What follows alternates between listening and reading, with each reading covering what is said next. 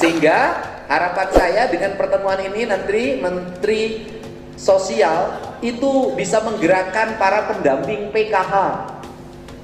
Mereka mengedukasi warganya bagaimana caranya nanti para penerima dana PKH dan bantuan Kemensos yang sangat besar itu menjadi orang yang produktif. Mereka mau nyapu di lingkungannya, mereka mau ngelola sampah di tiap RT, di tiap RW. Kita bangun sistemnya organik anorganik. Kita bangun pemilahan sampah yang plastiknya kita kirim ke industri jadi biji plastik. Kita gerakan yang penerima bantuan sosial jangan berubah menjadi orang yang pemalas karena tiap bulan dapat jatah dan bantuan. Nah, kemudian saya ingin ada keterlibatan RT RW, kepala desa, para pendampingnya. Kalau mereka malas padahal usia produktif, menurut saya wajar kalau dievaluasi bantuannya karena dia malas. Nah, kemudian di ketahanan pangan, ini yang terjadi di desa. Orang-orang malas jadi tukang tandur, malas jadi tukang ngaramet, malas jadi tukang drep. Kenapa? Batur game menang 20 kilo tegudu tanur. Batur game dapat 20 kilo, 10 kilo tegudu ngarambet, malah jadi males. Justru menurut saya orang yang terima bantuan sosial usianya produktif harus didorong ke sawah, nanam jagung, nanam padi, nanam cengkeh, nanam cabai. Kalau hari ini harga cabai diperbincangkan, saya ingin para pendamping PKH nanti, orang-orang para penerima PKH kasih bibit, suruh nanam cabai, suruh nanam jagung, suruh menjadi orang produktif, dapat bantuan, jangan tumbuh kelas baru yang menjadi pemalas hanya mengandalkan bantuan. Menurut saya ini setuju. Terus kemudian seluruh bantuan-bantuan ini harus terintegrasi. Bapak Menteri, saya menemukan orang miskin itu rata-rata anaknya banyak. Orang kaya pengen punya anak, datang ke dokter ini, konsultasi, bikin bayi tabung, habis 2 miliar. Terjadi wae, no miskin mah. Jadi saya pernah menemukan satu keluarga punya 22 anak, Pak. Punya 16 anak, Pak.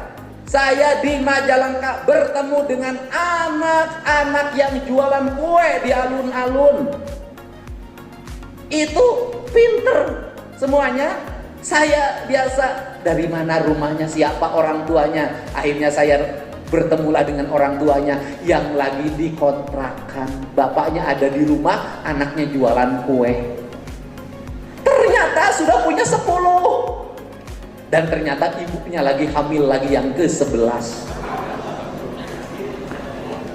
Nah, ini harus diselesaikan, Pak. Bagaimana? Nanti ke depan Pak Menteri, ada 150.000 penerima jaringan listrik baru dari Pemprov. Tapi syaratnya boleh dipasang listrik tapi harus KB dulu. Anak-anaknya nanti ada yang beasiswa, boleh anaknya beasiswa tapi ibunya KB dulu. Kemudian nanti mudah-mudahan para penerima bantuan sosial yang menerimanya misalnya masih usia produktif, boleh menerima bantuan sosial tapi harus KB dulu. Nanti ada bantuan ruti laut terintegrasi provinsi dengan kabupaten kota, boleh menerima bantuan rumah tapi KB dulu. Saya selalu menuntut orang yang saya bantu KB dulu. Dan yang harus hari ini dikejar, yang KB harus laki-laki. Iya, Pak. Saya udah berhasil, Pak. Bapak bisa dilihat di tayangan saya. Kenapa? Jangan membebani reproduksi hanya perempuan. Perempuan jangan menjadi orang yang menanggung beban dari reproduksi. Sabab nubekian salakina. Ini serius. Harus laki-lakinya. Harus laki-lakinya. Ini harus laki-laki. Kenapa? Kalau perempuannya seringkali nanti banyak problem. Nanti ada misalnya minum pil KB-nya lupa beda jeung pilkada. Hari pilkada itu kan jadi dulu baru lupa. Kalau pil KB lupa ya baru jadi. Ini harus terintegrasi, Pak. Dan nanti harus berbasiskan data kependudukan. Sehingga di data kependudukan itu, saya ingin di data kependudukan itu sudah tercantum orang itu KB atau tidak. Untuk apa? Ketika kami menurunkan bantuan, ber-KB bantuan, belum ber-KB, ber-KB dulu, tapi KB-nya harus laki-lakinya. Yang bertanggung jawab membangun rumah suaminya, yang bertanggung jawab terhadap pendidikan anak-anaknya suaminya. Kalau suaminya tak mampu lagi membesarkan anaknya, membiayai pendidikannya, maka dia sudah gagal menjadi seorang suami. Ini serius. Ini serius. Jadi saya walaupun tidak punya istri, saya berpihak pada kaum perempuan.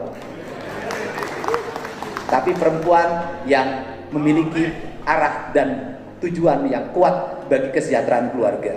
Nah, seluruh ini harus terintegrasi, tidak boleh jalan sendiri-sendiri. Sehingga pemerintah Provinsi Jawa Barat hari ini memelopori sebuah pertemuan terintegrasi, dan nanti akan terintegrasi terhadap kebijakan provinsi. Desa yang aktif ngurus sampah, maka bantuannya cair. Desa yang sampahnya tidak diurus, kepala desa anak kawin wae tetulus bantuan anak. Serius.